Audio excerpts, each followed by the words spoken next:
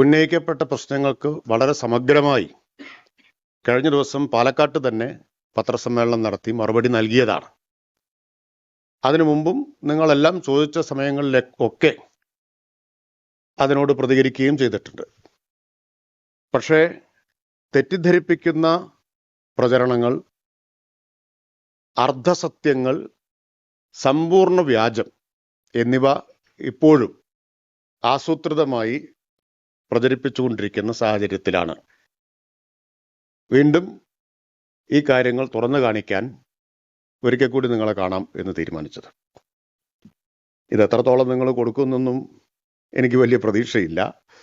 കാരണം പാലക്കാട്ട് പത്രസമ്മേളനം നടത്തി പറഞ്ഞത് ഇതിനെതിരായ എല്ലാ വാർത്തകളും ഒന്നാം പേജിലും സംസ്ഥാനത്താകെയും കൊടുത്ത ഒരു പത്രം ജില്ലാ പേജിൽ മുക്കുകയാണ് ചെയ്തത്.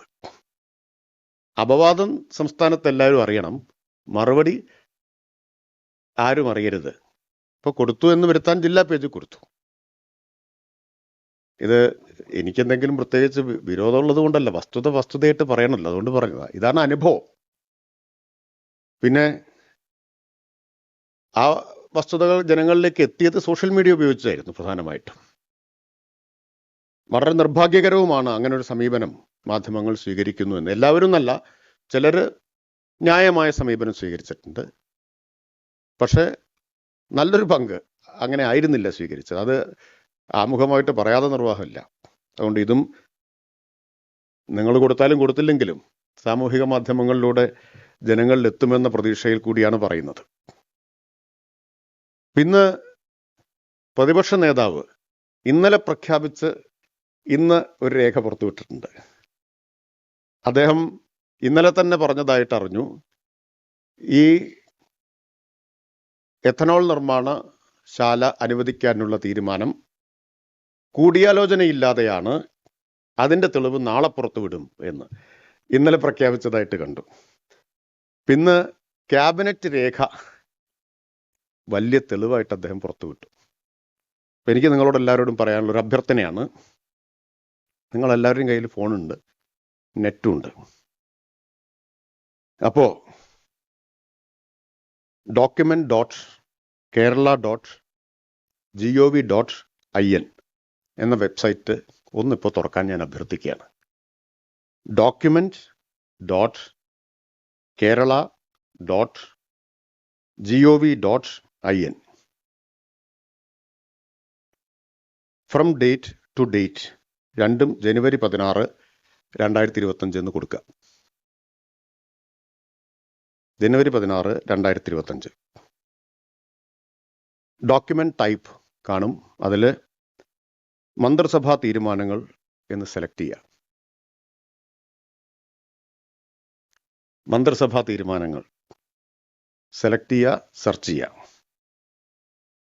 അപ്പോൾ ഒയാസിസ് കൊമേഴ്ഷ്യൽ പ്രൈവറ്റ് ലിമിറ്റഡിന് നൽകിയ മന്ത്രിസഭാ അനുമതിയുടെ സർക്കാർ ഉത്തരവ് ലഭിക്കും. അത് ഡൗൺലോഡ് ചെയ്താൽ മൂന്നാമത്തെ പേജ് മുതൽ മന്ത്രിസഭാ യോഗത്തിൻ്റെ നടപടിക്കുറിപ്പുകൾ, ക്യാബിനറ്റ് നോട്ട് കാണാൻ പറ്റും. അതായത് അദ്ദേഹം ഇന്നലെ പ്രഖ്യാപിച്ച് ഇന്ന് പുറത്തുവിട്ട രേഖ 16-ാം തീയതി ഈ ഉത്തരവ് ഇറങ്ങിയപ്പോൾ വെബ്സൈറ്റിൽ അപ്ലോഡ് ചെയ്ത് കഴിഞ്ഞ ഇന്ന് 29, 13 ദിവസമായിട്ട് വെബ്സൈറ്റിൽ കിടക്കുന്ന ഒരു കാര്യമാണ്. ഇപ്പൊ സെർച്ച് ചെയ്തപ്പോൾ നിങ്ങൾക്ക് എല്ലാം കിട്ടിക്കാണും. ഇത്രയേ ഉള്ളൂ. നിങ്ങളെല്ലാം നേരത്തെ ഇത് കണ്ടു കാണുമെന്നാണ് ഞാൻ വിചാരിക്കുന്നത്. അല്ലെങ്കിൽ ഇങ്ങനെ ലഭിക്കുമെന്ന കാര്യം നിങ്ങൾക്ക് എല്ലാവർക്കും അറിയുമായിരിക്കും. എന്നിട്ടും അത് വലിയ വാർത്തയായിരുന്നു, അദ്ദേഹം എന്തോ ഒരു തെളിവ് പുറത്തുവിട്ടതായിട്ട്. ഇതാണ് രഹസ്യരേഖ എന്ന് പറഞ്ഞ് പ്രതിപക്ഷ നേതാവ് അവതരിപ്പിച്ചത്. ഇത് LDF ഗവൺമെന്റ് അധികാരത്തിൽ വന്നയുടൻ 2016 ജൂലൈ 20 അന്നത്തെ ചീഫ് സെക്രട്ടറി SM വിജയാനന്ദ് മന്ത്രിസഭാ യോഗത്തിന്റെ നടപടിക്രമവും കുറിപ്പും ഉൾപ്പെടെ വെബ്സൈറ്റിൽ പ്രസിദ്ധീകരിക്കാനുള്ള ഉത്തരവ് പുറപ്പെടുവിച്ചിട്ടുള്ളതാണ്. അത് പ്രകാരം ഇതെല്ലാം ലഭ്യമാണ്. അപ്പോൾ സർക്കാർ കഴിഞ്ഞ 8 വർഷമായിട്ട്, 9 വർഷമായിട്ട് ഈ നടപടിക്കുറിപ്പുകൾ ലഭ്യമാക്കുന്നു. ആ നടപടിക്കുറിപ്പാണ് അദ്ദേഹം വലിയ തെളിവായിട്ട് ഇവിടെ ചൂണ്ടിക്കാണിച്ചത്. അപ്പോൾ ആദ്യം തന്നെ അത് പറയട്ടെ. ഇനി അത് വ്യക്താക്കുന്നത് എന്താ? അദ്ദേഹത്തിന്റെ തന്നെ ഇതുവരെയുള്ള എല്ലാ ആരോപണങ്ങളെയും പരാജയപ്പെടുത്താണ്. അതീവ രഹസ്യം, സർക്കാരിന് ദുരൂഹതയുണ്ട്, മറച്ചുവെക്കാൻ ശ്രമിക്കുന്നു. ക്യാബിനറ്റ് നോട്ട് അതുപോലെ ലഭ്യമാവുകയല്ലേ? ഇത്ര സുതാര്യമായിട്ട് ഏത് ഗവൺമെന്റാണ് ഏത് കാലത്താണ് ചെയ്തിട്ടുള്ളത്? ഇനി പഴയ ആരോപണം അദ്ദേഹം ആവർത്തിക്കുന്നു. അദ്ദേഹം മുൻ പ്രതിപക്ഷ നേതാവും. ആരാണ് കൂടുതൽ തവണ ആരോപിക്കുന്നത് എന്നത് ഞാൻ എണ്ണിയിട്ടില്ല. രണ്ടുപേരും മത്സരിച്ചാണല്ലോ. അതുകൊണ്ട് രണ്ടുപേരും ആവർത്തിച്ചുകൊണ്ടിരിക്കുന്നു. ഒറ്റ കമ്പനി മാത്രം അറിഞ്ഞു നയം മാറിയത്, വേറെ ആരും അറിഞ്ഞില്ല. ഇങ്ങനെ കൂസലില്ലാതെ കള്ളം പറയാമോ? അതൊരിക്കൽ പൊളിഞ്ഞാലെങ്കിലും ഒരല്പം ജാള്യം ഉണ്ടാവണ്ടേ? 2022-23 മദ്യനയം, ആ മദ്യനയത്തിന്റെ ആമുഖത്തിൽ എന്താ പറഞ്ഞത്? ഇന്ത്യൻ നിർമ്മിത വിദേശ മദ്യവും ബിയറും മറ്റ് സംസ്ഥാനങ്ങളിൽ നിന്നാണ് ഇറക്കുമതി ചെയ്യുന്നത്. ഞാൻ കോട്ടിയാണ്. മാത്രമല്ല, ഇന്ത്യൻ നിർമ്മിത വിദേശ മദ്യം നിർമ്മിക്കുന്നതിനാവശ്യമായ അസംസ്കൃത വസ്തുവായ എക്സ്ട്രാ ന്യൂട്രൽ ആൽക്കഹോൾ പൂർണ്ണമായി സംസ്ഥാനത്തേക്ക് ഇറക്കുമതി ചെയ്യുകയാണ്. കേരളത്തിൽ നിർമ്മിക്കുന്ന ഇന്ത്യൻ നിർമ്മിത വിദേശ മദ്യത്തിൽ നല്ലൊരു പങ്കും സംസ്ഥാനത്തിന് പുറത്തുള്ള മദ്യ ഉൽപാദന കമ്പനികൾ കേരളത്തിലെ ഡിസ്റ്റിലറികളിലൂടെ ടൈഅപ്പ് വഴി നിർമ്മിക്കുന്നതാണ്. ഇതുമൂലം സംസ്ഥാനത്തിനുണ്ടാകേണ്ട വരുമാനവും തൊഴിലവസരങ്ങളും നഷ്ടപ്പെടുകയാണ്. കേരളത്തിന് ആവശ്യമായ ഇന്ത്യൻ നിർമ്മിത വിദേശ മദ്യമോ ബിയറോ ഇവിടെ ഉൽപ്പാദിപ്പിക്കാൻ കഴിയുന്നില്ല. അതിനുള്ള പരിഹാരം കേരളത്തിൽ നിലവിലുള്ള സ്ഥാപനങ്ങളിൽ ഉൽപ്പാദനം വർദ്ധിപ്പിക്കുക, പുതിയ യൂണിറ്റുകൾ ആരംഭിക്കുക എന്നിവയാണ്. അതുവഴി കൂടുതൽ തൊഴിലവസരങ്ങൾ സൃഷ്ടിക്കാൻ സാധിക്കും. ഇത് 2022-23 മദ്യനയത്തിന്റെ ആമുഖമാണ്. മദ്യനയം നിങ്ങളെല്ലാം റിപ്പോർട്ട് ചെയ്തിട്ടുള്ളതാണ്. അത് സംബന്ധിച്ച് പ്രസ്താവന പ്രതിപക്ഷ നേതാവും മുൻ പ്രതിപക്ഷ നേതാവും ഇറക്കിയിട്ടുള്ളതാണ്. എന്നിട്ട് അവർ പറയാണ് ഈ നയം മാറ്റം ആരും അറിഞ്ഞില്ല, ഒരു കമ്പനി മാത്രം അറിഞ്ഞു. പച്ചക്കള്ളമല്ലേ ഇത്? അതോ ഒരു സിനിമയിൽ ഇന്നസെന്റ് പറഞ്ഞതുപോലെ എന്നാൽ എനിക്കതൊന്നും ഓർമ്മയില്ല എന്നാണോ പ്രതിപക്ഷ നേതാവിൻ്റെയും മുൻ പ്രതിപക്ഷ നേതാവിൻ്റെയും നിലപാട്? അവരവർ പറഞ്ഞതെങ്കിലും ഓർമ്മ വേണ്ടേ? ഈ നയത്തെക്കുറിച്ച് അവരുടെ പ്രസ്താവനയുണ്ടല്ലോ, അത് രേഖയിലുള്ളതല്ലേ? ഇത് 2022-23 മദ്യനയാണ്. 23-24 മദ്യനയത്തിന്റെ ആമുഖം പാര 8. സംസ്ഥാനത്തിനാവശ്യമായ ഇന്ത്യൻ നിർമ്മിത വിദേശ മദ്യവും ബിയറും സംസ്ഥാനത്തിനുള്ളിൽ തന്നെ നിർമ്മിക്കുന്നതിനുള്ള സംവിധാനം ഒരുക്കാനുള്ള ശ്രമത്തിലാണ് സർക്കാർ. മനസ്സിലായില്ലേ? എന്താ മറച്ചു വെച്ചിട്ടുള്ളത്? എന്ത് രഹസ്യാത്മകതയാണ് ഇതിലുണ്ടായിട്ടുള്ളത്? ഇതുവഴി കൂടുതൽ തൊഴിലവസരങ്ങൾ സൃഷ്ടിക്കുവാനും മദ്യത്തിന്റെ കയറ്റുമതിയിലൂടെ കൂടുതൽ വരുമാനം കണ്ടെത്തുവാനും സാധിക്കും. തുടർന്ന് പറയുന്നു, സംസ്ഥാനത്ത് മദ്യോൽപാദനത്തിന് ആവശ്യമായ എക്സ്ട്രാ ന്യൂട്രൽ ആൽക്കഹോൾ നിലവിൽ മറ്റ് സംസ്ഥാനങ്ങളിൽ ഇറക്കുമതി ചെയ്യുകയാണ്. സംസ്ഥാനത്തിന് ആവശ്യമായ എക്സ്ട്രാ ന്യൂട്രൽ ആൽക്കഹോൾ കേരളത്തിൽ തന്നെ ഉൽപ്പാദിപ്പിക്കാനുള്ള നടപടി സ്വീകരിക്കും. പാര 9, 23-24 പാര 9. ധാന്യേതര കാർഷിക ഉൽപ്പന്നങ്ങൾ ഉപയോഗിച്ച് നിശ്ചിത വീര്യത്തിൽ വീഞ്ഞ് സംസ്ഥാനത്തിനകത്ത് തന്നെ എക്സൈസ് വകുപ്പിന്റെ മേൽനോട്ടത്തിൽ നിർമ്മിച്ച് KSBCയുടെ ചില്ലറ വിൽപ്പനശാലകളിലൂടെ വിപണനം നടത്താനും ഇത്തരത്തിൽ നിർമ്മിക്കുന്ന വീഞ്ഞിന് സാധ്യമായ മറ്റു വിപണികൾ കൂടി കണ്ടെത്താനും ശ്രമിക്കും.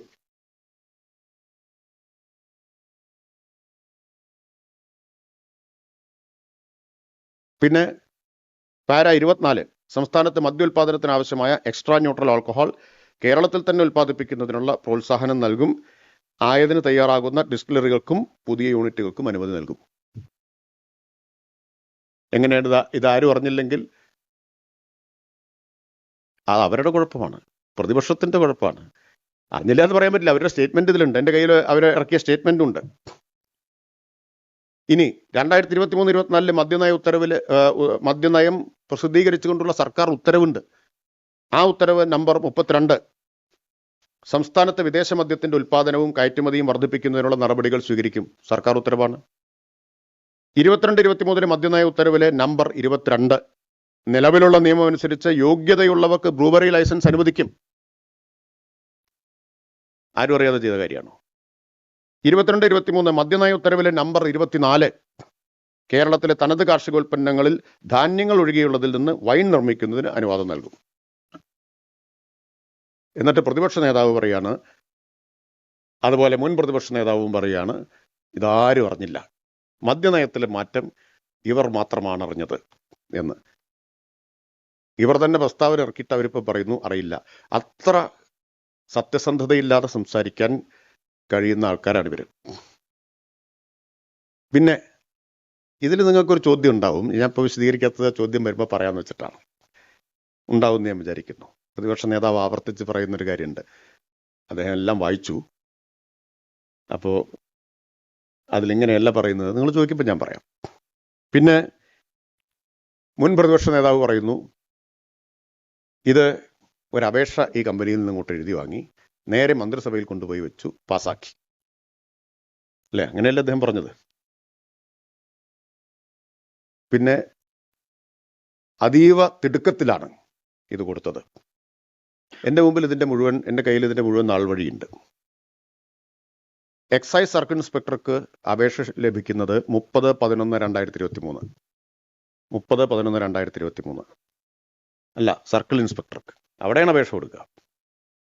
ശരിയായ രീതിയിലാണിത് അപേക്ഷ വന്നത്. മന്ത്രിക്കല്ല അപേക്ഷ വന്നത്. 10 ഘട്ട പരിശോധന പിന്നിട്ടിട്ട് 16/1/2025 ക്യാബിനറ്റ് അനുമതി കൊടുക്കുന്നത്. 10 ഘട്ടങ്ങളിലായ പരിശോധനയുണ്ട്. 14, അതും പ്രാരംഭാനുമതിയാണ്. അതിന് 14 മാസം എടുത്തിട്ടുണ്ട്.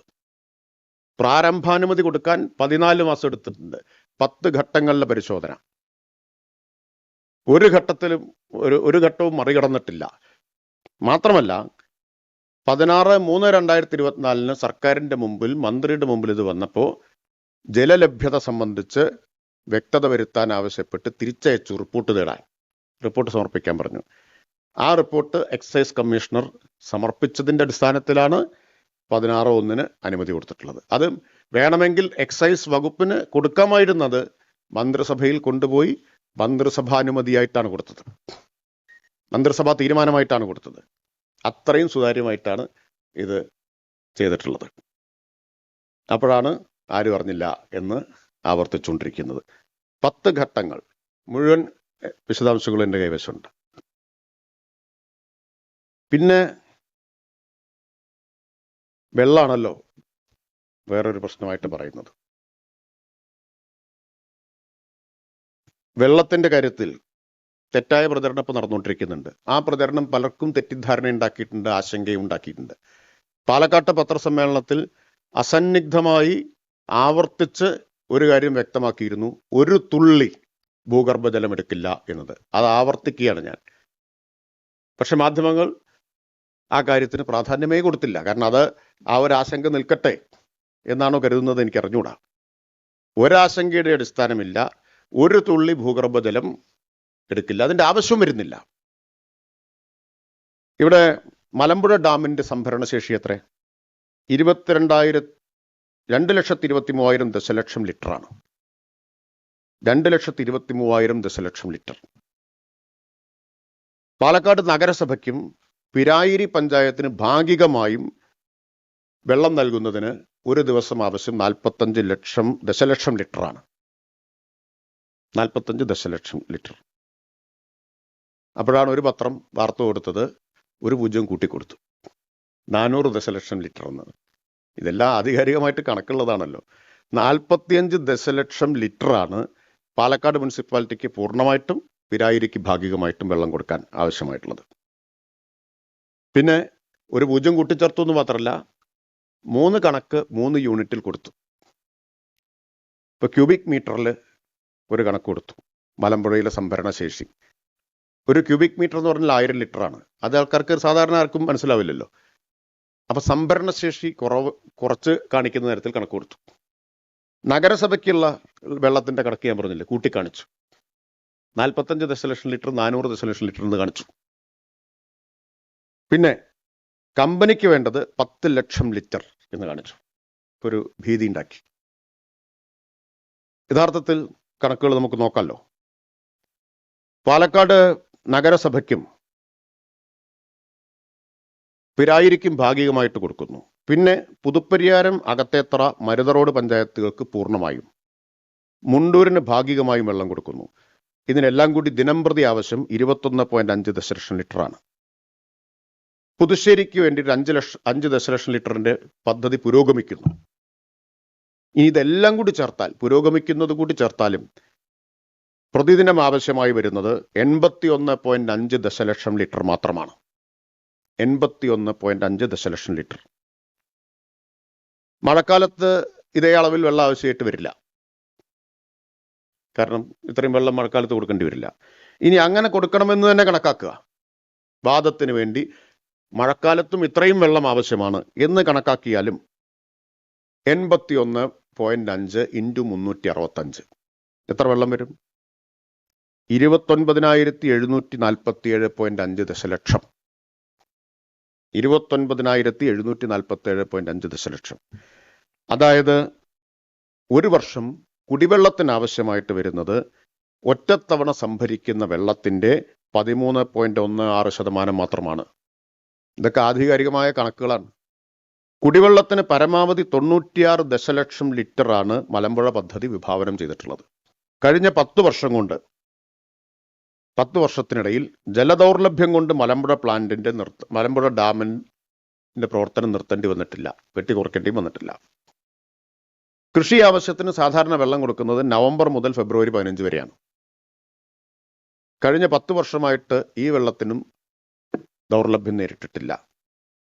ഇനി ഈ പ്ലാന്റിന്, എത്തനോൾ നിർമ്മാണശാലയ്ക്ക് ആവശ്യമായി വരുന്ന വെള്ളം എത്രയാ?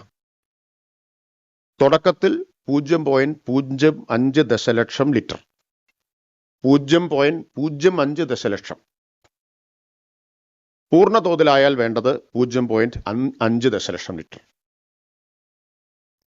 ഫുൾ കപ്പാസിറ്റിയിൽ വരുമ്പോൾ 0.5 ദശലക്ഷം ലിറ്റർ.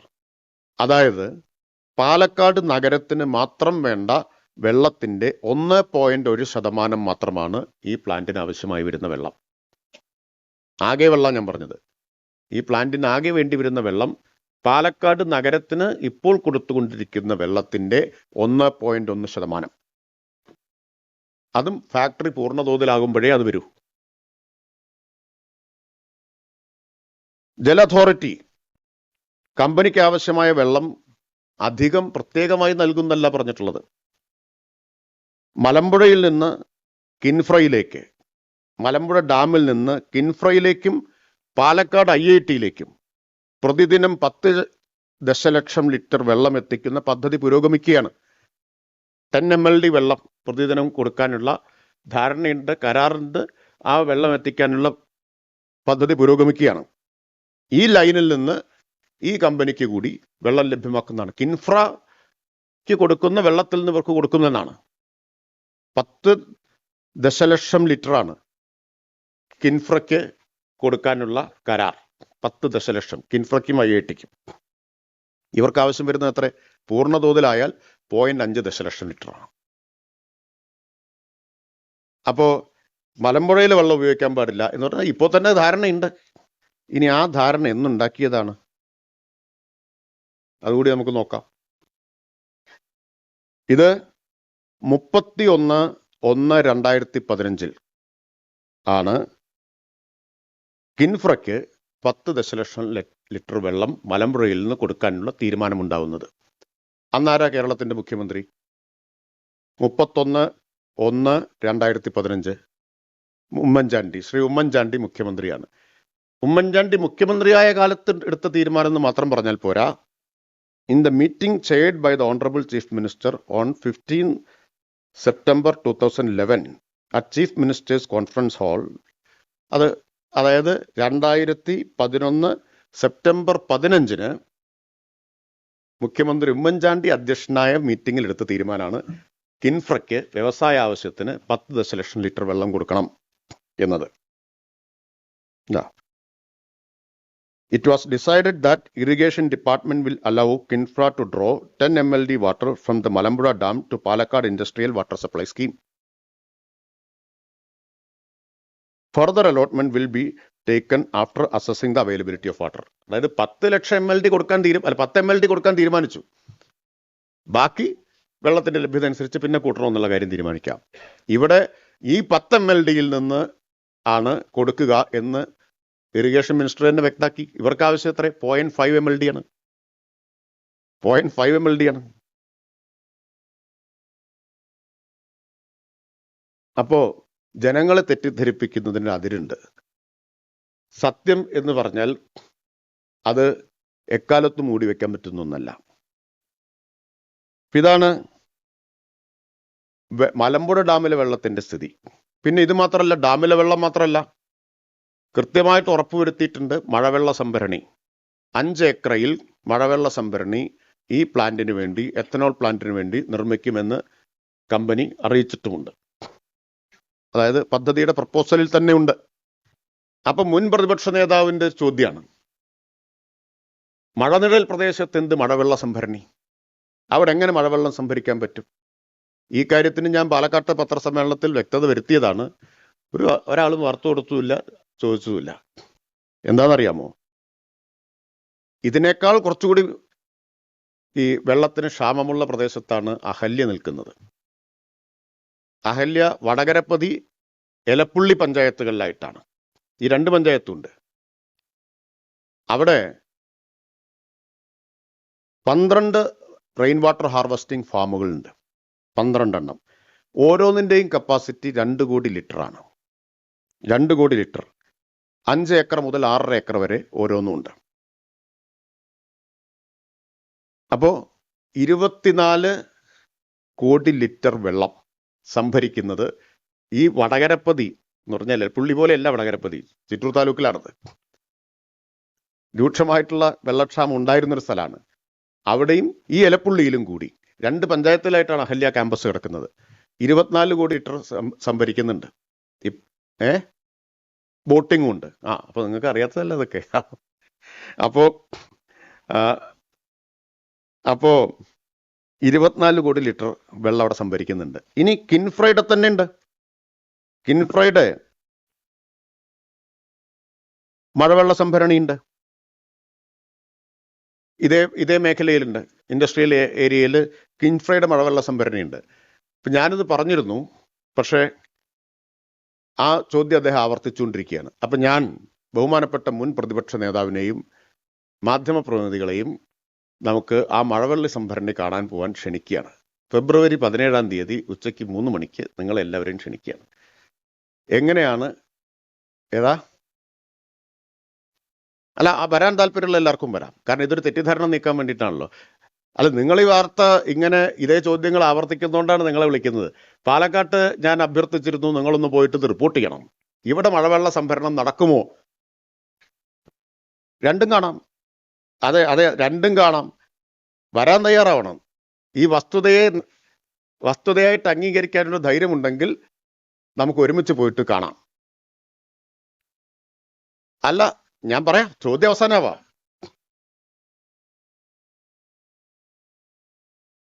എന്താ കാരണം എന്നറിയാമോ? അല്ല, ശരി, എന്നാ ഞാൻ വിനീതമായിട്ട് നിങ്ങളെ ക്ഷണിക്കുകയാണ്. അത്രേ ഉള്ളൂ. വേണ്ട, ധൈര്യം വേണ്ട. അത് പിൻവലിച്ചു. ഞാൻ വിനീതമായി നിങ്ങളെ ക്ഷണിക്കുകയാണ്, വരാമോ? വിനീതമായി ക്ഷണിക്കുകയാണ്, വരാമോ? അല്ല, ശരി, ഞാൻ ശ്രീജിത്ത് പറഞ്ഞത് അത് പിൻവലിച്ചല്ലോ.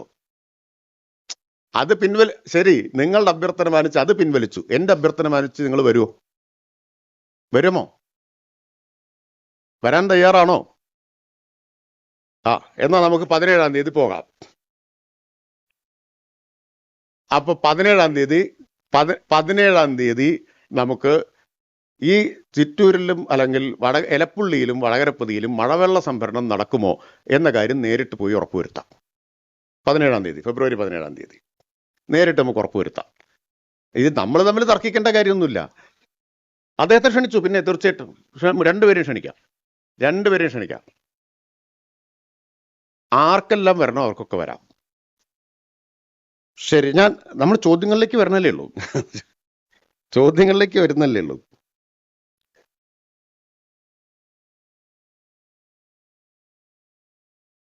അപ്പൊ അതാണ് വെള്ളത്തിന്റെ കാര്യം. പിന്നെ സ്പിരിറ്റിന്റെ കാര്യം ഞാൻ നേരത്തെ പറഞ്ഞു. കേരളത്തിലേക്ക് വരുന്നതേ 4200 കോടി രൂപയുടെ സ്പിരിറ്റാണ്. ഇനി ഈ എത്തനോളിന്റെ ഡിമാൻഡ് കൂടി വരുമ്പോൾ 4200 കോടി രൂപയുടേതാണ് കേരളത്തിലേക്ക് വരിക. അതിലേറ്റവും കൂടുതൽ ഇപ്പോൾ വന്നുകൊണ്ടിരിക്കുന്നത് മഹാരാഷ്ട്ര, 2ാം സ്ഥാനത്ത് കർണാടകയിലെ ഒരു മന്ത്രിക്ക് സ്പിരിറ്റ് നിർമ്മാണശാലയുണ്ട്, യൂത്ത് കോൺഗ്രസ് സംസ്ഥാന വൈസ് പ്രസിഡന്റിന് സ്പിരിറ്റ് നിർമ്മാണശാലയുണ്ട്. ഇതെല്ലാം ഞാൻ പറഞ്ഞു. പക്ഷേ ഇതിനോടൊന്നും പ്രതിപക്ഷ നേതാവോ മുൻ പ്രതിപക്ഷ നേതാവോ പ്രതികരിച്ചിട്ടേയില്ല. അവരോട് ആരോടും ചോദ്യവുമില്ല. അങ്ങനെ ഒരു സൗകര്യം അവർക്കുണ്ട്. ഇതിനൊന്നും അവർ മറുപടി പറയേണ്ട കാര്യമില്ല. അപ്പോൾ കർണാടകയിലെ കോൺഗ്രസ് മന്ത്രി, Congress MLC, youth Congress vice president, ഇവരുടെയൊക്കെ സ്പിരിറ്റ് നിർമ്മാണശാലയിൽ നിന്ന് കേരളത്തിലേക്ക് വരികയാണ്, സ്പിരിറ്റ് വരികയാണ്. 4200 കോടിയുടെ വലിയ നഷ്ടമാണ് കേരളത്തിന് അതിലൂടെ ഉണ്ടാവുന്നത്. വലിയൊരു സാധ്യതയാണ് കേരളത്തിന് ഇതിന്റെ ഫലമായിട്ട് നഷ്ടപ്പെടുന്നത്. GST 210 കോടിയുടെ നഷ്ടം വരുന്നതാണ് കണക്കാക്കുന്നത്. ഈ എത്തനോളിന്റെ ഡിമാൻഡ് കൂടി വരുമ്പോൾ 4200 കോടിയുടെ സ്പിരിറ്റ് ആവശ്യമായിട്ട് വരുന്ന സമയത്ത് GSTയിൽ മാത്രം ഉണ്ടാവുന്ന നഷ്ടം 210 കോടിയാണ്. പിന്നെ തൊഴിലവസരങ്ങൾ, ട്രാൻസ്പോർട്ടേഷൻ കോസ്റ്റിലെ ലാഭം, ഇതെല്ലാം വസ്തുതയായിട്ട് നമ്മുടെ മുമ്പിലിരിക്കുക. അതിനെയാണ് അട്ടിമറിക്കാൻ വേണ്ടിയിട്ട് നിൽക്കുന്നത്. അപ്പം ഈ 4200 കോടി കേരളത്തിന് ലാഭിക്കാൻ കഴിയുന്ന, അല്ലെങ്കിൽ അത്രയും വലിയ ബിസിനസ് കേരളത്തിൽ നിർത്താൻ കഴിയുന്ന, അതിൻ്റെ GST കേരളത്തിന് ആർജിക്കാൻ കഴിയുന്ന ഒരു നടപടി സ്വീകരിക്കുമ്പോൾ പ്രതിപക്ഷം എതിർക്കുന്നതിൻ്റെ പിന്നിൽ ദുരൂഹതയില്ലേ? ആർക്ക് വേണ്ടിയാണ് എതിർക്കുന്നത്? മുൻ പ്രതിപക്ഷ നേതാവ് കേരളത്തിന് പുറത്തുള്ള സ്പിരിറ്റ് നിർമ്മാണ കമ്പനി പ്രതിനിധികളുമായിട്ട് കൂടിക്കാഴ്ച നടത്തിയിട്ടുണ്ടോ? അദ്ദേഹം മറുപടി പറയട്ടെ. ഉണ്ടോ ഇല്ലയോ? നടത്തിയിട്ടുണ്ടോ? നടത്തിയെങ്കിൽ എന്താണ് ചർച്ച ചെയ്തത്? മുൻ പ്രതിപക്ഷ നേതാവ് അദ്ദേഹം മഹാരാഷ്ട്രയുടെ ചാർജുള്ള ആളാണ്. പിന്നെ കർണാടകയുടെ രക്ഷാകർതൃത്വത്തിലാണല്ലോ കേരളത്തിലെ കോൺഗ്രസ് മുഴുവൻ കഴിയുന്നത്. അപ്പോൾ ഏറ്റവും കൂടുതൽ സ്പിരിറ്റ് വരുന്നത് മഹാരാഷ്ട്ര, രണ്ടാമത് വരുന്നത് കർണാടക. അവിടെ നിന്ന് ഇങ്ങോട്ട് കൊണ്ടുവരാം, ഇവിടെ ഉണ്ടാക്കാൻ പാടില്ല. ഇതാണ് വാദം. പിന്നെ പഞ്ചായത്തിന്റെ വാദമൊക്കെ പൊളിഞ്ഞു കഴിഞ്ഞല്ലോ, നിങ്ങൾ തന്നെ റിപ്പോർട്ട് ചെയ്തിട്ടുണ്ട്. പഞ്ചായത്തിനെ അറിയിച്ചില്ല എന്നുള്ള വാദമൊക്കെ പൊളിഞ്ഞു. രേഖാമൂലം പഞ്ചായത്തിനെ അറിയിച്ചിരുന്നു. 1 വർഷം മുമ്പ് പഞ്ചായത്ത് അതിന് അനുമതിയും കൊടുത്തിട്ടുണ്ട്.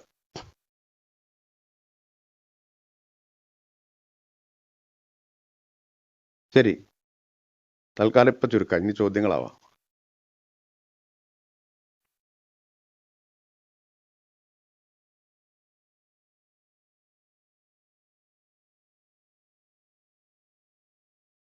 അങ്ങനെ CPIയുടെ ഒരു പ്രസ്താവനയും വന്നിട്ടില്ലല്ലോ. അത്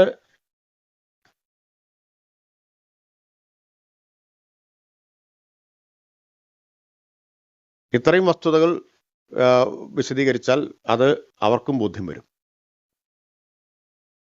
ഞാൻ ഇത്രയും വസ്തുതയൊന്നും വിശദീകരിച്ചിട്ടുണ്ടായിരുന്നില്ല. വെള്ളത്തിന്റെ ഇത്രയും വിശദമായ ചർച്ചയും വന്നിട്ടില്ല. ഇത് വിശദീകരിച്ചാൽ സാധാരണഗതിയിൽ ആർക്കും ബോധ്യം വരാതിരിക്കില്ല, എല്ലാവർക്കും ബോധ്യം വരും. പ്രതിപക്ഷ നേതാവിനും മുൻ നേതാവിനും മാത്രമേ അംഗീകരിക്കാൻ പ്രയാസമുണ്ടാവൂ. സാധാരണ കേരളത്തിലെ സാമാന്യ ബുദ്ധിയുള്ള ഏത് മനുഷ്യർക്കും മനസ്സിലാവുന്ന, ആർക്കും നിഷേധിക്കാൻ കഴിയാത്ത കണക്കുകളാണ് വെള്ളത്തിന്റെ കാര്യത്തിലൂടെ പറഞ്ഞത്.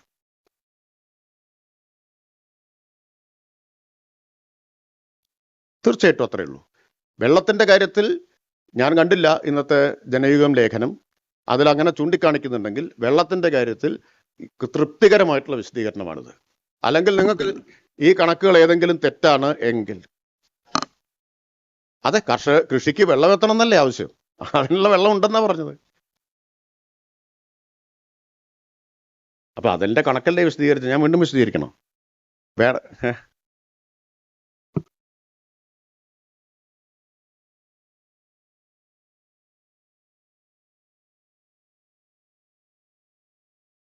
സംസ്ഥാന എക്സിക്യൂട്ടീവിന്റെ കാര്യം എനിക്ക് അറിഞ്ഞുകൂടാ. അങ്ങനെ ഒരു പ്രസ്താവന സംസ്ഥാന എക്സിക്യൂട്ടീവിൻ്റെതായി കണ്ടിട്ടില്ല. ഇപ്പൊ നിങ്ങൾ പറയുന്നു ഇന്ന് ജനയുഗത്തിൽ ലേഖനമുണ്ട് വെള്ളത്തെ സംബന്ധിച്ച്. വെള്ളത്തിന്റെ കാര്യത്തിൽ ഇപ്പൊ വ്യക്തത വരുത്തി, കണക്ക് സഹിതം.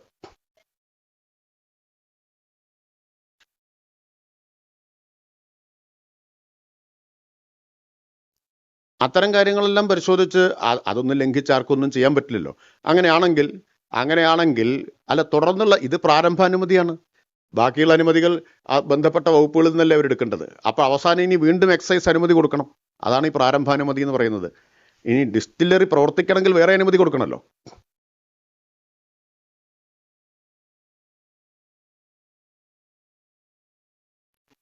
റിപ്പോർട്ട് നൽകിയത് 2023 ഫെബ്രുവരി 6-നാണല്ലോ.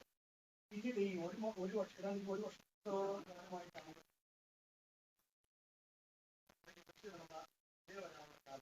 സമയത്ത് 600 കോടി നിക്ഷേപം 680 ജീവൻ എന്തുകൊണ്ടാണ് ആ ഇന്ത്യ പറഞ്ഞത്? എങ്ങനെയാണ്? എക്സൈസ് കമ്മീഷണർ സർക്കാരിലേക്ക് അന്തിമ റിപ്പോർട്ട് നൽകിയത് 28/5/2024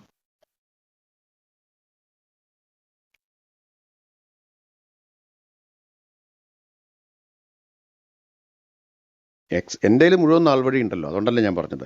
എക്സൈസ് കമ്മീഷണർ സർക്കാരിലേക്ക് റിപ്പോർട്ട് നൽകിയത് 28/5/2024. അത് പിന്നീട് മറ്റേ എക്സൈസ് വകുപ്പ് മുഖ്യമന്ത്രിക്ക് അയച്ചു, മുഖ്യമന്ത്രി ക്യാബിനറ്റിലേക്ക് അയച്ചു, ക്യാബിനറ്റ് നോട്ടായിട്ട് വരുന്നുണ്ട്. എല്ലാ സാവകാശവും എടുത്തിട്ടാണ് ചെയ്തിട്ടുള്ളത്.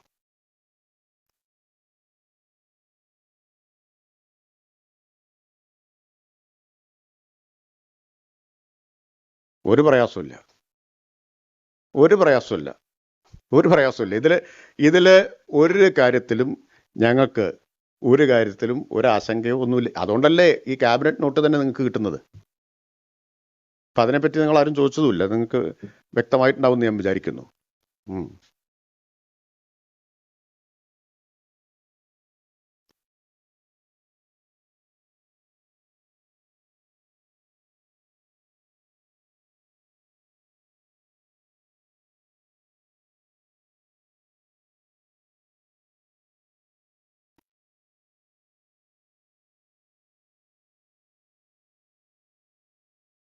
അത് കുറച്ച് ആശങ്ക ഉണ്ടാക്കുന്നതിൽ ഈ മാധ്യമങ്ങൾക്കൊരു വലിയ പങ്ക് സമൂഹത്തിലുണ്ടല്ലോ.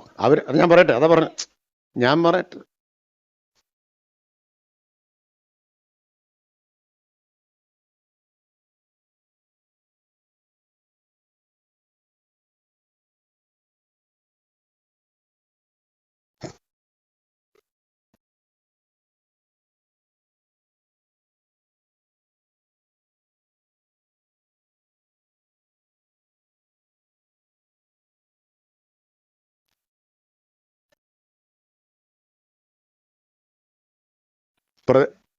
അല്ല, ഒരാളുടെ കഴിഞ്ഞിട്ട് മറുപടി പറയണ്ടേ? അത് കഴിഞ്ഞിട്ട് ഞാൻ പറയാം. അജിതയ്ക്ക് പ്രതിഷേധം രേഖപ്പെടുത്താനുള്ള അവകാശമുണ്ട്, എനിക്ക് സത്യമായിട്ട് പറയാനുള്ള അവകാശമുണ്ട്. ആയിക്കോട്ടെ, അത് രണ്ടും അങ്ങോട്ടും ഇങ്ങോട്ടും മാനിച്ചാൽ മതി. അതെ, ആ പ്രതിഷേധത്തെ ഞാൻ മാനിക്കുന്നു. പക്ഷേ ഞാൻ പറഞ്ഞത് വസ്തുതയാണെന്നാണ് എൻ്റെ അഭിപ്രായം. അതാണ് ഞാൻ വിശ്വസിക്കുന്നത്. അതവിടെ നിൽക്കട്ടെ. ഞാനൊരു ഉദാഹരണം ഞാൻ പറയാം. ഇപ്പോൾ വെള്ളത്തിൻ്റെ പ്രശ്നം വ്യക്തമാക്കി വിശദമായിട്ട് ആദ്യത്തെ പത്രസമ്മേളനം പാലക്കാട്ടാണ് നടത്തിയത്. ഞാൻ പറഞ്ഞു ഒരു പ്രധാന പത്രം ചെയ്തത് എന്താണെന്നുള്ളത്.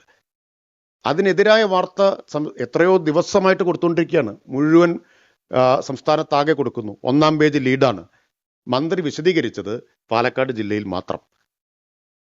ഒരേ പ്രാധാന്യത്തിലാണോ കൊടുക്കുന്നത്? അല്ല, ഒരേ പ്രാധാന്യത്തിലല്ല കൊടുക്കുന്നത്.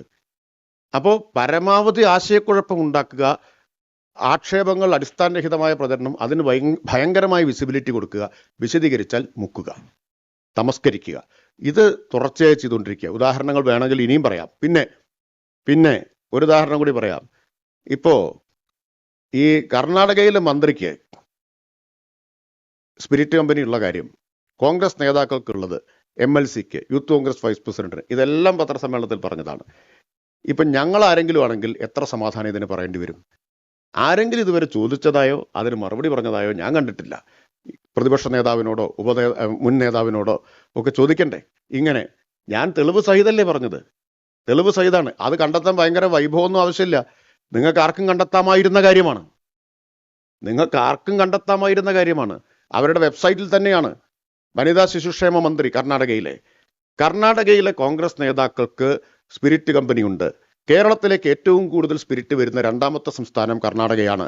ഇവിടെ സ്പിരിറ്റ് ഉൽപ്പാദിപ്പിക്കുമ്പോൾ കോൺഗ്രസ് എതിർക്കുന്നു. ഒരു ബന്ധവും ഇതൊന്നും തമ്മിലില്ല. അതൊരു ചോദ്യമേ അല്ല, അല്ലേ? കോൺഗ്രസ് നേതാക്കൾ മറുപടി പറയേണ്ട ഒരു ചോദ്യമല്ലേ?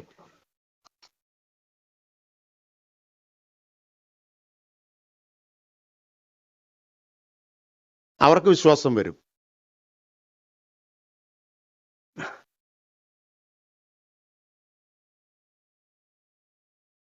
അല്ല, അവർക്ക് അവരാരും പരസ്യമായിട്ട് ഞങ്ങൾക്കിതിൽ വിശ്വാസമില്ല എന്ന് പറഞ്ഞിട്ടില്ല. ഇപ്പോൾ ബാക്കിയെല്ലാം പരാജയപ്പെട്ടപ്പോൾ ബാക്കി എല്ലാ ആരോപണങ്ങളും ടെൻഡർ ഇപ്പം മിണ്ടുന്നില്ലല്ലോ. ടെൻഡർ മിണ്ടുന്നില്ലല്ലോ. പിന്നെ വെള്ളത്തിലൊന്ന് പിടിച്ചു നോക്കി, വെള്ളത്തിന്റെ കാര്യങ്ങളൂടെ പറഞ്ഞു. എല്ലാം പരാജയപ്പെട്ടപ്പോൾ ഇനി ഘടകകക്ഷികളെ ചാരി രക്ഷപ്പെടാൻ ശ്രമിക്കേണ്ട, അവർക്ക് ഇക്കാര്യങ്ങളിലെല്ലാം വിശ്വാസം വരും. വെള്ളത്തിൻ്റെതാണ്, നിങ്ങൾ പറഞ്ഞതനുസരിച്ചാണെങ്കിൽ അവരുയർത്തുന്ന ആശങ്ക വെള്ളത്തിൻ്റെതാണ്. വെള്ളത്തിന്റെ കണക്ക് ഞാൻ പറഞ്ഞു. ആ കണക്കിൽ നിങ്ങൾക്ക് സംശയമുണ്ടെങ്കിൽ, അവ്യക്തതയുണ്ടെങ്കിൽ ചോദ്യം ചോദിക്കാം, ഞാൻ വ്യക്താക്കാം. കൂടുതൽ ചോദിക്കല്ല, രക്ഷപ്പെടണ്ടെന്ന് അവരോടാ പറഞ്ഞു, പ്രതിപക്ഷത്തോടെ പറഞ്ഞു. നിങ്ങളെ ഉദ്ദേശിച്ചേ പറഞ്ഞതല്ല.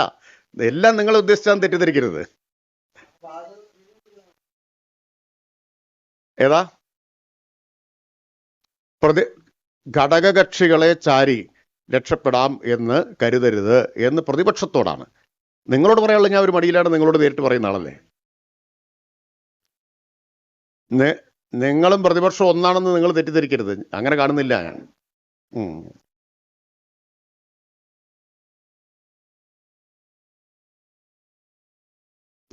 യെസ്.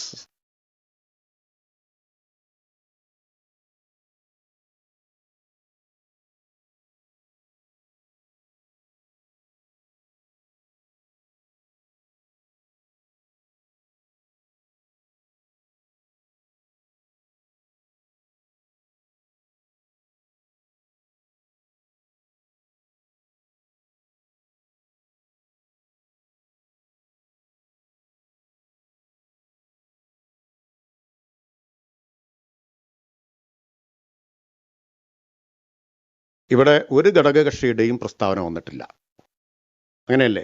ഒരു ഘടകകക്ഷിയും ഇതിന് ഈ പറയുന്ന തരത്തിൽ പ്രസ്താവന നടത്തിയിട്ടില്ല. മാധ്യമങ്ങളിൽ പല വാർത്തകളും വരുന്നുണ്ട്. പിന്നെ ഒരു കാര്യം ഞാനിപ്പോൾ ഇവിടെ വീണ്ടും ഒരിക്കൽ കൂടി വ്യക്താക്കാം. വെള്ളത്തെ സംബന്ധിച്ച് അനാവശ്യമായിട്ടുള്ള ആശങ്ക സൃഷ്ടിക്കുകയാണ് ചെയ്തിട്ടുള്ളത്.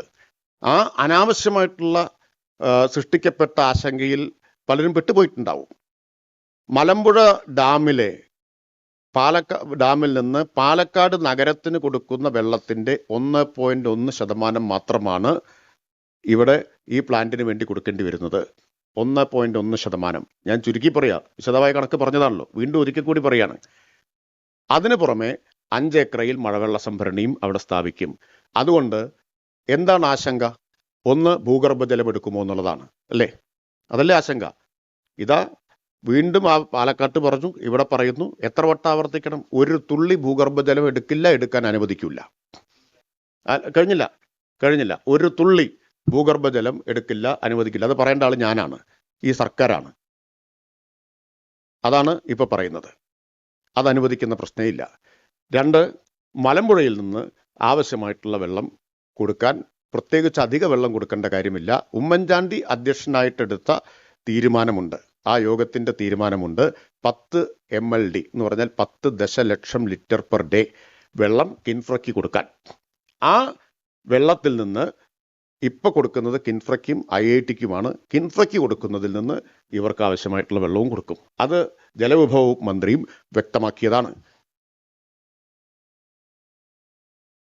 CPയുടെ കാര്യം ഞങ്ങൾ ചർച്ച ചെയ്തോളാം, അതിനെപ്പറ്റി ആലോചിച്ച് വിഷമിക്കരുത്. അത് ഞങ്ങൾ ചർച്ച ചെയ്തോളാം. ഞങ്ങൾ അവരോട് സംസാരിക്കുമല്ലോ. അത് ഈ കണക്കുകളെല്ലാം ഇപ്പൊ പൊതുമണ്ഡലത്തിൽ പറഞ്ഞു. അവരോട് സംസാരിക്കുമ്പോഴും അങ്ങനെ സംസാരിക്കേണ്ട ഘട്ടം വന്നാൽ ഇക്കാര്യം വിശദീകരിക്കാം. ഇപ്പൊ ഏറെക്കുറെ ഈ കണക്കുകൾ നിങ്ങൾക്കെല്ലാം ബോധ്യം വന്നല്ലോ, പിന്നെ CPIക്ക് ബോധ്യം വരാതിരിക്കുന്ന പ്രശ്നമേ ഇല്ല.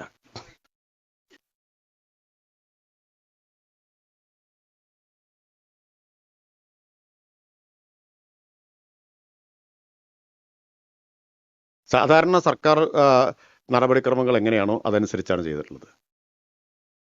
സർക്കാർ നടപടിക്രമങ്ങൾ അനുസരിച്ചാണ്. ഇത് എക്സൈസ് വകുപ്പിന് മാത്രം തീരുമാനിക്കാവുന്ന കാര്യമാണ്.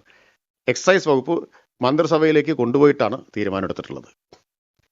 ഇനി മറ്റ് വകുപ്പുകളുടെ അനുമതി ഇവർ നേടേണ്ടതാണ് ഓരോ ഘട്ടത്തിലും.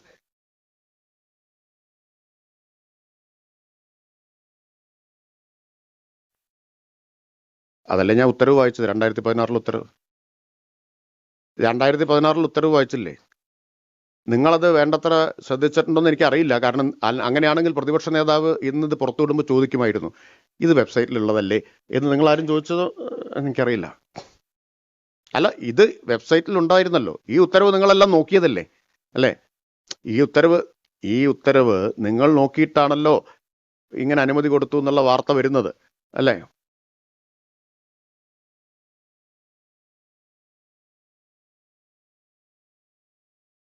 അത് ഞാൻ ചോദിക്കുന്നത്, അത് ഞങ്ങളുടെ ഉത്തരവാദിത്തമാണല്ലോ. അത് ഞങ്ങൾ കൈകാര്യം ചെയ്യാമെന്നേ. ഞങ്ങൾക്ക് അവരെ ബോധ്യപ്പെടുത്താം. വേറെ എന്തെങ്കിലും ആക്ഷേപങ്ങളുണ്ടോ അതൊഴിച്ച്? അല്ല, ഒരു മിനിറ്റ്. ശരി, ഇപ്പൊ ഏക പ്രശ്നം LDF ഘടകകക്ഷികളെ ബോധ്യപ്പെടുത്തുന്നത് സംബന്ധിച്ചാണ്. അത് ഞങ്ങളുടെ രാഷ്ട്രീയമായ ഉത്തരവാദിത്തമാണ്. LDF അക്കാര്യം ചർച്ച ചെയ്യുകയും ഈ കാര്യങ്ങളിലെല്ലാം വ്യക്തത വരുത്തുകയും ചെയ്യും. പക്ഷെ എൻ്റെ ചോദ്യം ഇതാണ്, പ്രതിപക്ഷം ഉന്നയിച്ച ബാക്കി എല്ലാ ആരോപണങ്ങൾ സംബന്ധിച്ചും ഇനി എന്തെങ്കിലും ചോദ്യങ്ങളുണ്ടോ? ഇനി എന്തെങ്കിലും ഉണ്ടോ?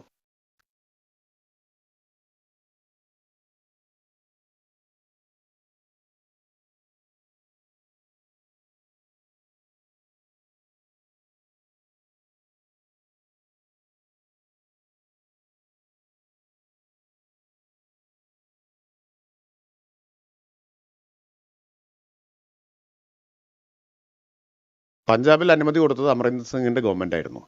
അമരീന്ദർ സിംഗിന്റെ ഗവൺമെന്റ് ഭൂഗർഭജലം എടുക്കുന്നതിന് അനുവദിച്ചിട്ടുണ്ടെങ്കിൽ അത് അവരുടെ തെറ്റ്. ഇവിടെ ഞാൻ ആവർത്തിച്ചിവിടെ വ്യക്തമാക്കി, ഈ സർക്കാരിന്റെ കാലത്ത് അത് അനുവദിക്കുന്ന പ്രശ്നമേ ഇല്ല. ഒരിറ്റ് ഇത് സീറോ ഡിസ്ചാർജ് ടെക്നോളജിയാണെന്ന് ആദ്യം തന്നെ വ്യക്തമാക്കിയിട്ടുണ്ട്. അതെല്ലാം ഉറപ്പുവരുത്തിയിട്ടുണ്ട്.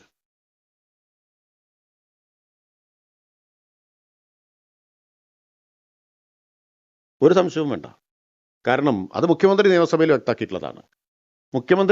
വ്യക്തമാക്കിയിട്ടുള്ളതാണ്. അസംബന്ധങ്ങൾ പ്രചരിപ്പിച്ചും അപവാദങ്ങൾ ഭയന്നും നാടിന്റെ താല്പര്യത്തിന് ആവശ്യമായിട്ടുള്ള പദ്ധതികളിൽ നിന്ന് പിന്മാറാൻ കഴിയില്ല.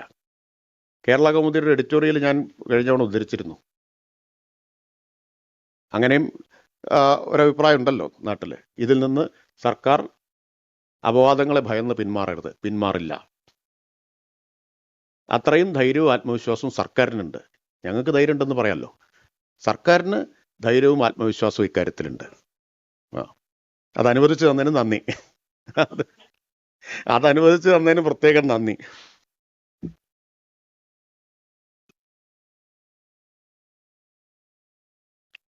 അല്ല, മറ്റേ ഇതിന്റെ കൂടെ പ്രഖ്യാപിച്ചാൽ നിങ്ങൾക്ക് ഒരവസരം നഷ്ടപ്പെടുമല്ലോ. അപ്പൊ കുറച്ചുകൂടി കഴിഞ്ഞിട്ട് തരാം. കുറച്ചുകൂടി കഴിഞ്ഞിട്ടാവാം. ഇതിന്റെ കൂടെ പ്രഖ്യാപിച്ചാലേ വൈകാതെ വരും, പുതിയ മദ്യനയം വരും.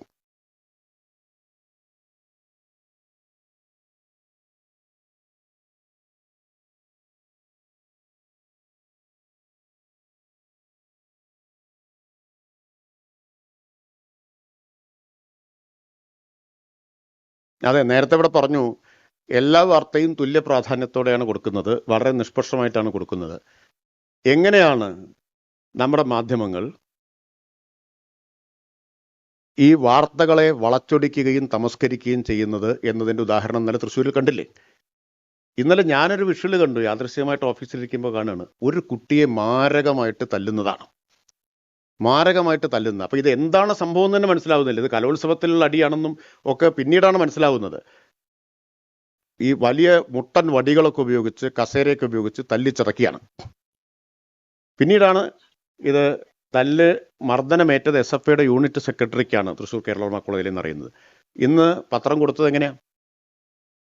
ആ പടം, ഈ ഭീകരമായി തല്ലുന്ന പടം കൊടുത്തിട്ട് പറഞ്ഞു SFI KSU സംഘർഷം. അവിടെ തല്ലുകൊണ്ടവനാരാണെന്നും തല്ലിയവനാരാണെന്നും ഇല്ല. തൊട്ടു താഴെ ഒരു ആംബുലൻസിന് നേരെ ആക്രമണം എന്നതിൽ കൃത്യമായിട്ടുണ്ട്. KSU പ്രവർത്തകരെ ആശുപത്രിയിലേക്ക് കൊണ്ടുപോയ ആംബുലൻസ് SFI പ്രവർത്തകർ തല്ലിയവങ്ങൾ. അവിടെ കർത്താവുണ്ട്, കർമ്മമുണ്ട്, എല്ലാമുണ്ട്. നല്ല ഗ്രാമാറ്റിക്കലി കറക്റ്റാ. പക്ഷെ അപ്പുറത്തുള്ളതിലോ ആരെ തല്ലിയെന്നില്ല. അല്ല, മൂന്നാമത്തെ പടം എന്തായിരുന്നു? ഈ ആംബുലൻസിലേക്ക് കൊണ്ടുപോയ, അതിപ്പോൾ പുറത്തു വന്നു. മൂന്നാമത്തെ അല്ല, 2 പടം പുറത്തു വന്നു. മൂന്നാമത്തേത് 2 പടം പത്രം പ്രസിദ്ധീകരിച്ചു. പത്രം പ്രസിദ്ധീകരിക്കാത്തൊരു പടം പുറത്തിപ്പോൾ വന്നു.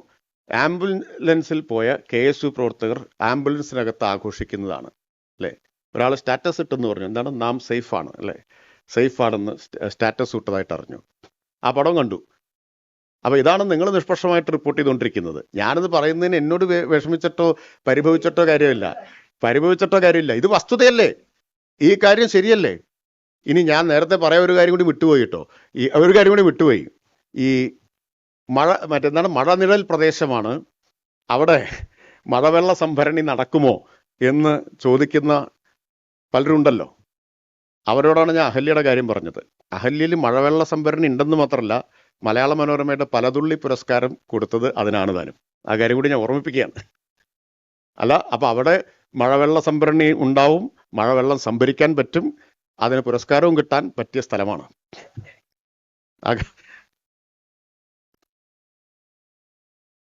അതെനിക്ക് അറിഞ്ഞൂടാ. അല്ല, അറിയേണ്ട കാര്യങ്ങളെ അറിയാറുള്ളൂ.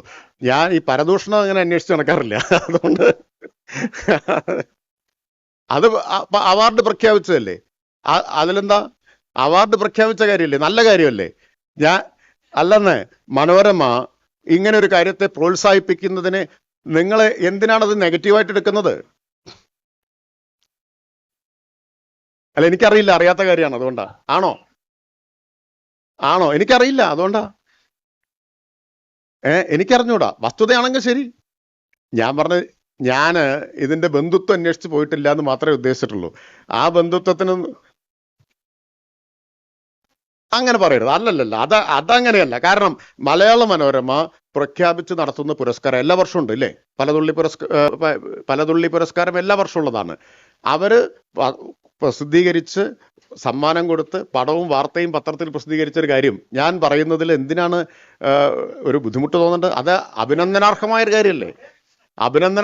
കാര്യമല്ലേ. ഞാൻ പറഞ്ഞത് പലതുള്ളി പുരസ്കാരം കിട്ടാൻ മാത്രം മെച്ചപ്പെട്ട മഴവെള്ള സംഭരണം അവിടെ സാധ്യമാണ് എന്നാണ് പറഞ്ഞതിന്റെ അർത്ഥം. എനിക്കറിഞ്ഞൂടാ. അറിയുന്ന കാര്യങ്ങളെ ഞാൻ പറയാറുള്ളൂ. പൂർണ്ണമായും വസ്തുത. പക്ഷെ ഒരു കാര്യം ഉറപ്പ്, മഴവെള്ളം അവിടെ സംഭരിക്കാൻ പറ്റുന്നുണ്ട്, അതറിയാം. നിഴലുണ്ടോ ഇല്ലേ എന്നുള്ളത് അറിഞ്ഞൂടാ. മഴവെള്ളം അവിടെ സംഭരിക്കാൻ പറ്റുന്നുണ്ട്. 24 കോടി ലിറ്റർ മഴവെള്ളം സംഭരിച്ച സ്ഥലമുണ്ട്. അവിടേക്കല്ലേ നമ്മൾ പോകുന്നത്? അപ്പോ 17-ാം തീയതി നമ്മൾ പോകുന്നുണ്ടല്ലോ.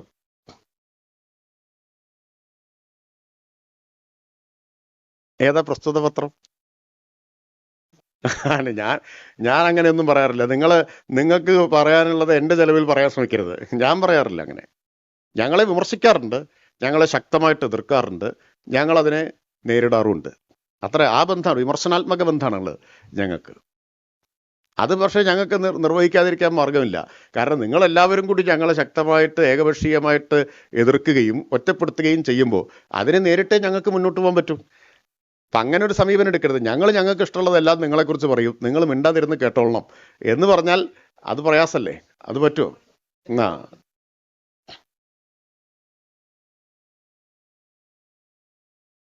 അത് കുറച്ച് ദിവസം കഴിയുമ്പോൾ നിങ്ങൾക്ക് വ്യക്തമാവും.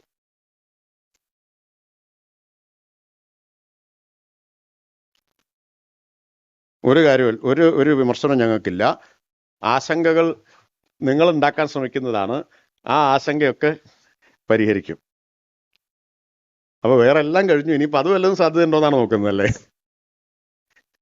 ശരി, അപ്പൊ നമുക്ക് അവസാനിപ്പിക്കാലോ. 17-ാം തീയതി ഉച്ചയ്ക്ക് 3 മണിക്ക് മഴവെള്ള സംഭരണം നമുക്ക് കാണാം.